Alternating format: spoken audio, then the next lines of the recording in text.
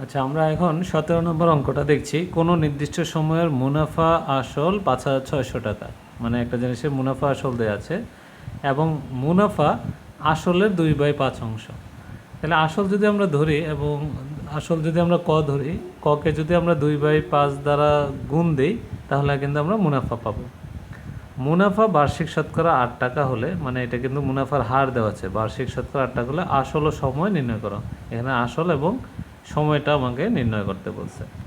তাহলে আমরা প্রথমে এইখান থেকে শুরু করি। আমরা প্রথমে আসলটাকে ধরে নিই।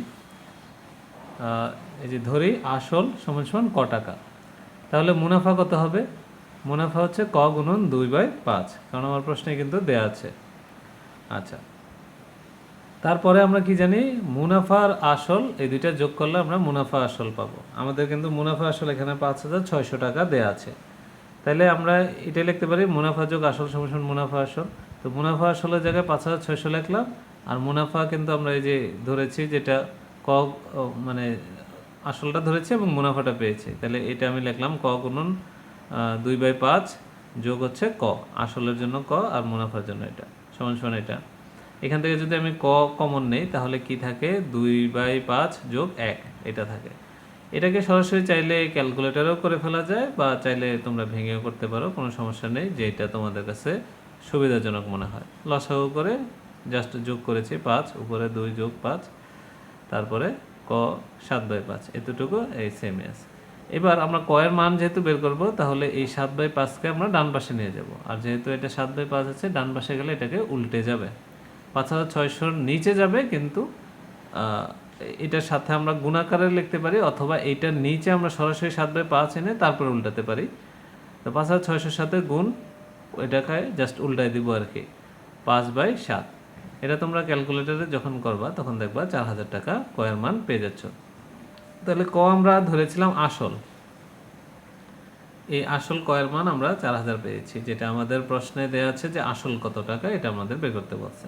তাহলে আমরা আসল বের করে ফেললাম, এবং এখান থেকে আমরা মুনাফাও কিন্তু বের করতে পারি, কারণ ওই যে মুনাফা আসল, তাহলে মুনাফা আসল থেকে যদি আমি আসলটাকে বিয়োগ দিই তাহলে কি পাবো, মুনাফা। তাহলে এটাই লিখলাম, অতএব মুনাফা সমান সমান মুনাফা আসল বিয়োগ আসল।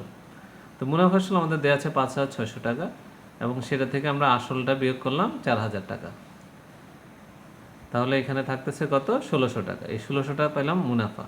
এখন দেখো আমাদের যে সময়টা বের করতে বলেছে, এই সময়ের জন্য আমাদের মোটামুটি সব ইনফরমেশনে দেওয়া আছে। কিভাবে, মূলধন, মূলধন বা আসল যেটা লেখো একই কথা,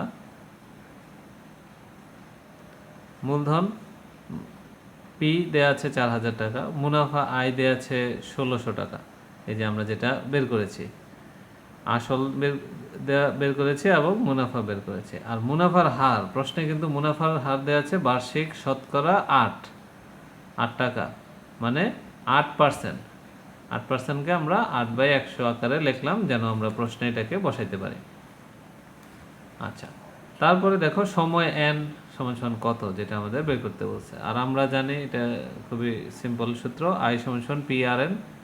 এই অধ্যায়ের মোটামুটি এই একটা সূত্র দিয়েই সব কাজ চলতেছে।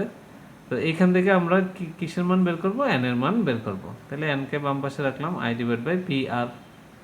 এখানে জাস্ট I এর মান, P এর মান আর হচ্ছে R এর মান আমরা বসিয়ে দিলাম।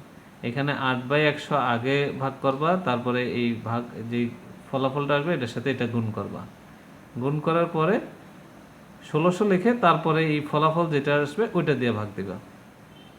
তাহলে এখানে তোমরা ক্যালকুলেটর করলে 5 বছর পাবা, অতএব সময় 5 বছর।